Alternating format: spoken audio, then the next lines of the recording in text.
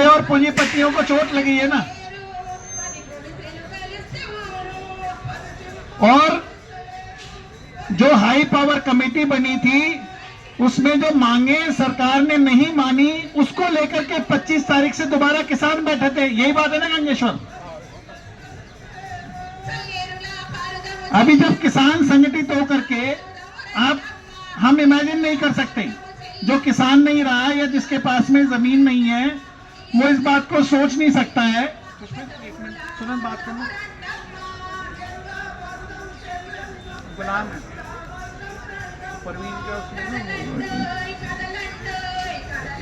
जिसकी जमीन छीनी जाती है ना, ली नहीं गई है, छीनी गई है, क्योंकि अधिग्रहण फोर्सफुल एविक्शन है।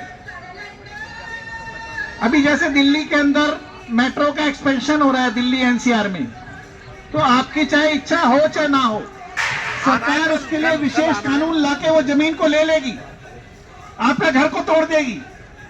जितने हाईवे बन रहे हैं अभी, एक्सप्रेस हाईवे, वो किसी न किसी के घर वहां पर थे पहले, मगर सड़कों को चौड़ा करने के नाम पर, विकास के नाम पर, विभिन्न जो अलग अलग परियोजनाएं हैं उसके नाम पर कर क्या रही है सरकार? अपने संसद के पास किए हुए कानूनों को मानने के लिए तैयार नहीं है, सुप्रीम कोर्ट के दिए हुए आदेशों को मानने के लिए तैयार नहीं है। तो किसान मांग क्या कर रहे हैं कि आपने ही तो बोला था 2013 में कि 10% वापस देंगे, यही है ना कॉमरेड? तो अगर किसान अपनी मांग को रख रहे हैं, मांग भी नहीं है बेसिकली, ये है कि आपने वो कानून बना दिया, उसको लागू करो।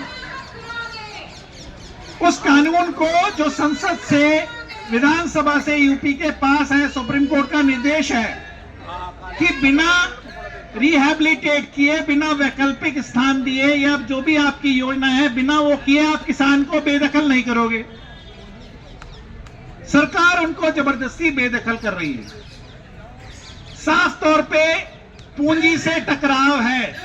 जैसे मजदूर कारखानों के अंदर लड़ता है, उसी प्रकार से किसान सीधा सीधा पूंजी से टकरा रहे हैं कॉमरेड। इसीलिए कॉमरेड केपी ने बोला कि ये वर्गीय लड़ाई है। और 11 लोग तो शहीद बता रहे, कितने लोगों ने दमन झेला होगा। तो अपने ही एक आजाद मुल्क के अंदर यहाँ का जो किसान कौन होता है? किसान है जो हमें भूख से आजादी दिला रहा है। हमारा दिन भर का, हमारा शरीर चलता रहे, हमारे बच्चे जिंदा रहे, अपने परिवार के सदस्य जिंदा रहे, इसके अंदर किसान की एक ऐसी भूमिका है जो और कोई निभा नहीं सकता है। उसके समाज के अंदर योगदान को सरकार नकारती है, और ये साफ तौर पे केंद्र सरकार के दृष्टिकोण को उजागर कर रहा है। जो बहुमत जनता है, किसान है, मजदूर है, वो एक तरफ खड़ा है, और चंद पूंजीपति उनको हितों के साधने के लिए सरकार मोदी की, योगी की, उनकी रक्षा में खड़ी है। और इसी बात को लेकर के टकराव है कि तुम वोट हमसे लोगे, चुनाव में आओगे, वादे हमसे करोगे, और सत्ता में आने के बाद में आप उन वादों को लागू नहीं करोगे। कानून बन जाएगा, उसके बाद तुम लागू नहीं करोगे। तो ये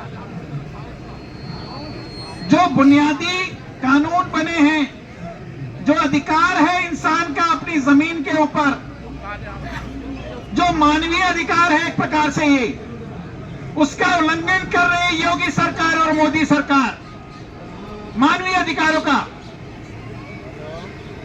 तो इसके खिलाफ यदि किसान जुटा है नोएडा के अंदर, तो हम सबकी जिम्मेदारी, दायित्व बन जाता है कि अगर मेरे मूल अधिकारों पर हमला होगा, मेरे संवैधानिक अधिकारों पर हमला होगा, मेरे धरती पर रहने के अधिकार पर हमला होगा, तो मैं उसका विरोध करूंगा कि नहीं करूंगा। इसीलिए हम ये मानते हैं कि किसानों की लड़ाई केवल किसानों की नहीं है, हम सबकी है। कहते हैं ना, एक पे हमला सब पे हमला। तो सरकार तो चुन चुन के हमारे बीच में दीवार खड़ी करके हमें बांटना चाहती है। ये किसान है, ये मजदूर है, ये महिला है, ये नौजवान है, छात्र है। अरे छात्र, तुम क्या करने जा रहे हो किसानों के साथ? अरे नौजवान तुम क्या करने जा रहे हो, अरे महिला तुम क्या करने जा रहे हो। इसीलिए कॉमरेड केपी ने बोला कि वर्गीय समझ को हमें समझना पड़ेगा। कॉमरेड, आज ये लड़ाई किसान की नहीं रही है। अगर किसान बचेगा तभी इस देश के अंदर भुखमरी बचेगी, भुखमरी से आजादी मिलेगी। अन्यथा हम जितने लोग आज सुरक्षित हैं अनाज के मामले में, हम सब लोग भुखमरी की कगार पे पहुंच जाएंगे। ऑलरेडी आप लोगों को पता होना चाहिए, ये मोदी जी, केंद्र सरकार और योगी सरकार जो भी ढिंडोरा पीटते रहे, भारत जो है अंतर्राष्ट्रीय स्तर पे भूख की सूचकांक में 122वें नंबर पर आ गया है, 122 पे। और ये कहते हैं कि हम जो है क्या है, विश्व गुरु। हम विश्व गुरु हैं।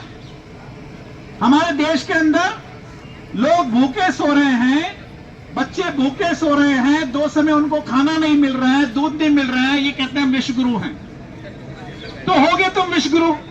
उसके लिए विश्व गुरु हो सकते हैं जिसने बॉम्बे के अंदर 21 मंजिला इमारत बना ली एक अंबानी परिवार ने। एक अकेले परिवार ने रहने के लिए 21 मंजिला इमारत बना ली है। एक पे उसका कुत्ता सोता है, एक पे बिल्ली सोती है।